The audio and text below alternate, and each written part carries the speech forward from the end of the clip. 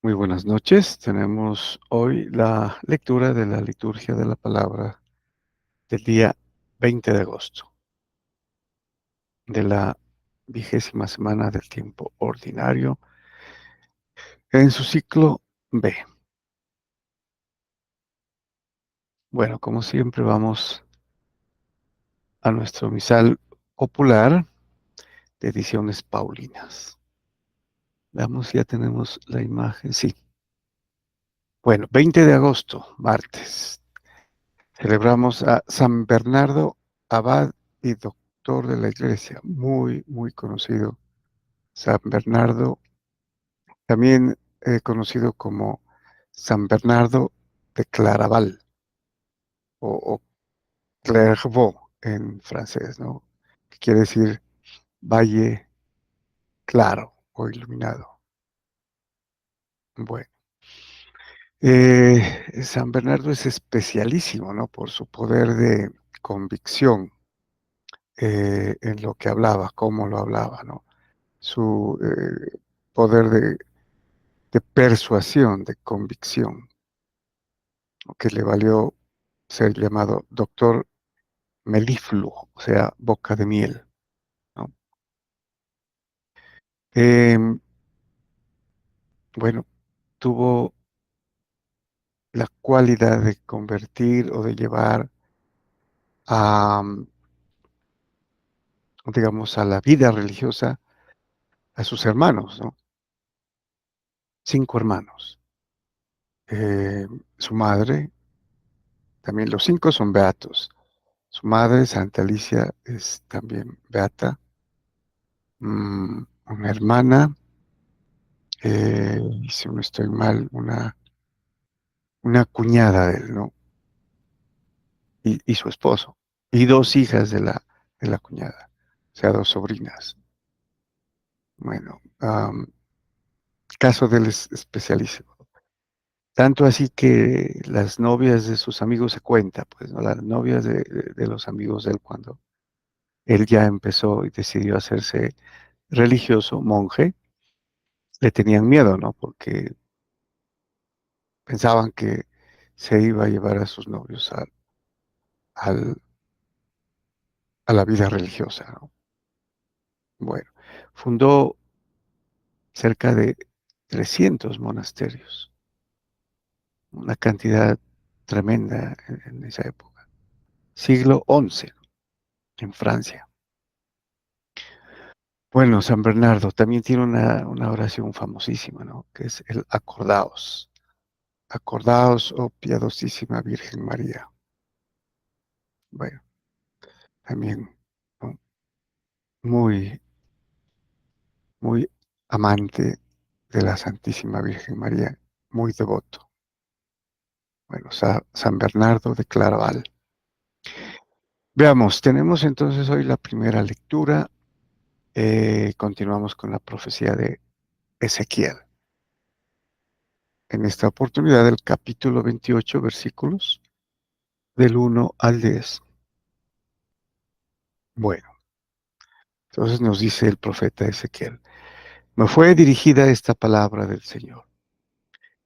Hijo de hombre, di al príncipe de Tiro,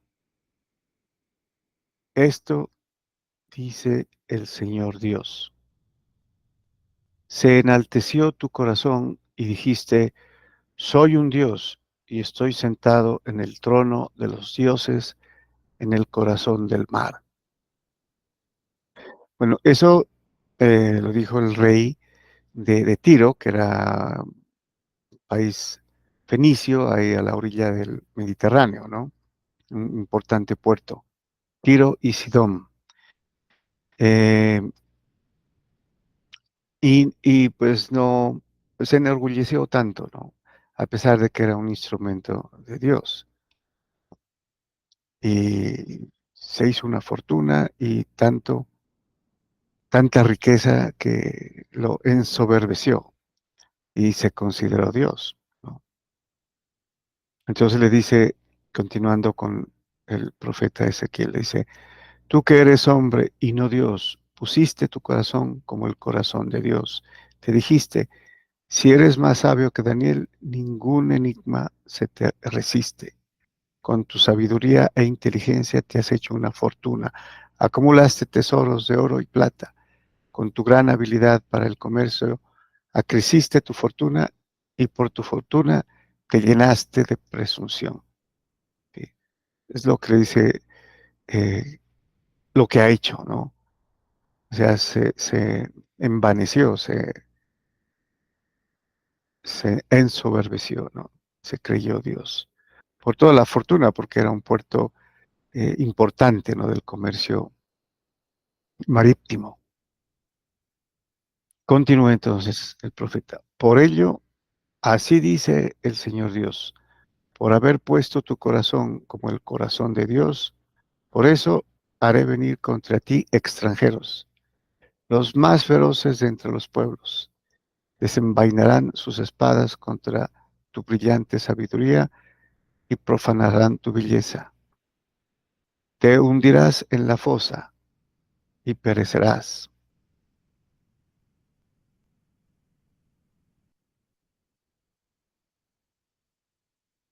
Perecerás de muerte violenta en el corazón del mar. ¿Podrás seguir diciendo delante de tus verdugos, soy un Dios? Serás un hombre y no un Dios, en mano de los que te apuñalen. Morirás con muerte de circunciso a manos de gentes extrañas, porque lo he dicho yo, oráculo del Señor. Entonces ese es ¿no? El futuro de este rey de Tiro que se creyó demasiado hasta llegar a considerarse Dios, sin darse cuenta que solamente era un instrumento, ¿no? De Dios para con su pueblo Israel.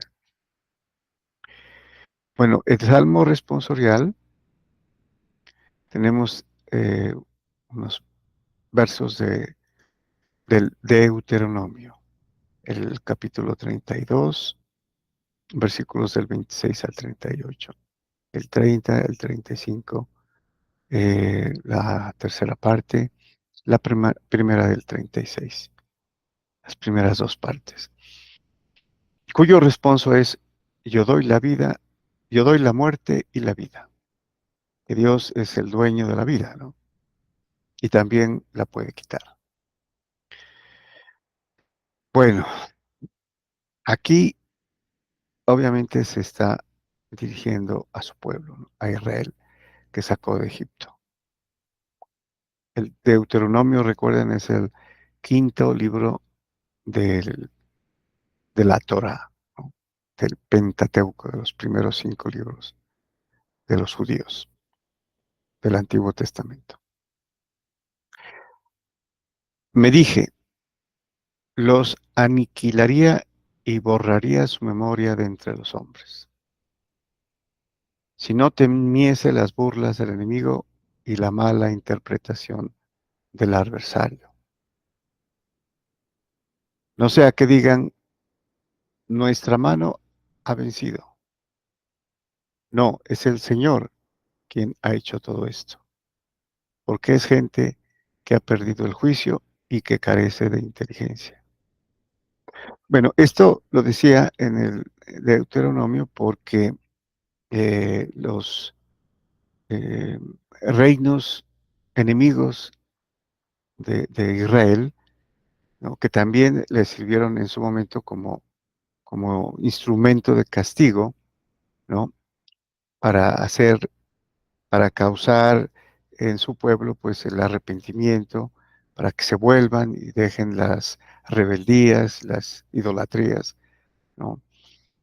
Entonces él utilizó algunos pueblos que causaban, pues, obviamente, este, esta circunstancia, ¿no? De verse, digamos, a expensas, ¿no? De otros pueblos y sin defensa de Dios, por haber abandonado a Dios bien temprano. Entonces, eh, esto a veces hacía que aquellos pueblos, aquellos reinos creían que eran ellos, ¿no? Por su propia fuerza, por su propia valentía, ¿no? Su ejército que lo hacían. Y entonces se burlaban de Israel diciéndolo, mira, nosotros somos, ¿no? ¿Dónde está tu Dios que te defiende? ¿Dónde está? Cuando era Dios mismo que los utilizaba a ellos para que escarmentaran a Israel, ¿no?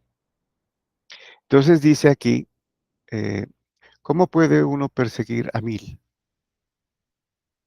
y dos poner en fuga a 10,000? Si no fuera porque los ha vendido su roca y el Señor las ha entregado. Pues todo esto era porque Dios los había entregado a esos pueblos, ¿no? Y no por el poder de los pueblos mismos. El día de su ruina se acerca y se precipita su destino. El Señor hará justicia a su pueblo y tendrá piedad de sus siervos. Finalmente, después de lo que les pasaba, pues siempre había un reducto, ¿no? Un grupo que se mantenía fiel, ¿no? Que se mantuvo fiel desde el comienzo, desde la salida de Egipto. Aunque eran un grupo reducido, pero por amor a ellos y a su promesa hecha a Abraham, ¿no? Y siempre cumplía sus promesas, ¿sí? Tuvo piedad de estos que consideraba pues sus siervos, los que lo habían seguido, ¿no? Durante todo el tiempo. Muy bien. Entonces caían pues obviamente los que se rebelaban, ¿no? Contra Dios. Y terminamos con el Evangelio. Continuamos con San Mateo, capítulo 19, versículos del 26, del 23 al 30. También es un pasaje bastante conocido, ¿no?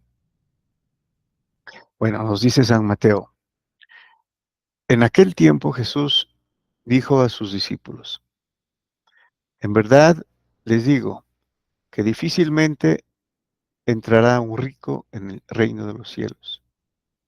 Lo repito, más fácil le es a un camello pasar por el ojo de una aguja que a un rico entrar en el reino de los cielos.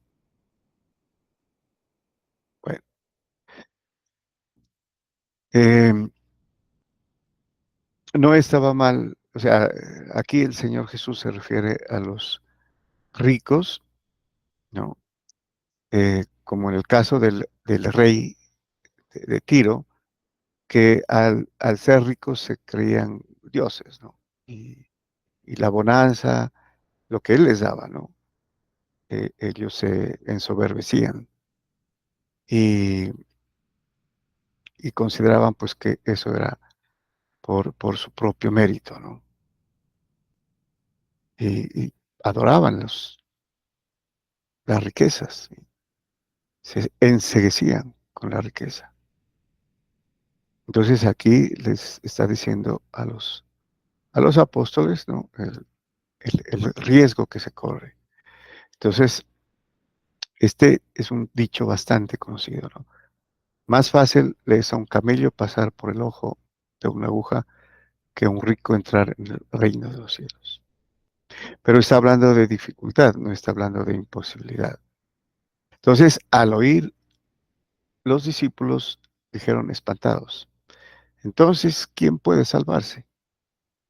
Bueno, aquí hay una inferencia, ¿no? Ellos, o sea, todos pensaban en tener riqueza siempre, ¿no? En ser ricos, em, en poseer tierras, ¿sí? Buenas cosechas, almacenar y, y tenerlo, ¿no? Y tener cada vez más. Entonces aquí, ¿quién puede salvarse? Como en el anterior pasaje sobre el matrimonio, ¿no?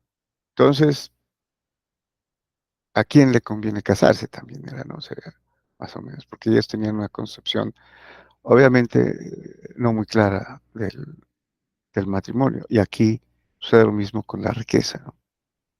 Entonces Jesús se les quedó mirando y les dijo, es imposible para los hombres, pero Dios lo puede todo. Bueno, Claro que un rico puede ser rico, le puede ir bien, pero es una persona que comparte, que da, ¿no? Que reinvierte, que ayuda, especialmente a los desposeídos, ¿no? Y había gente así, pero era muy poca en ese tiempo, ¿no? Bueno, entonces dijo Pedro a Jesús: ya ves, nosotros lo hemos dejado todo y te hemos seguido. ¿Qué nos va a tocar? Jesús les dijo, en verdad les digo, cuando llegue la renovación y el Hijo del Hombre se siente en el trono de su gloria, también ustedes, los que me han seguido, se sentarán en 12 tronos para juzgar a las 12 tribus de Israel.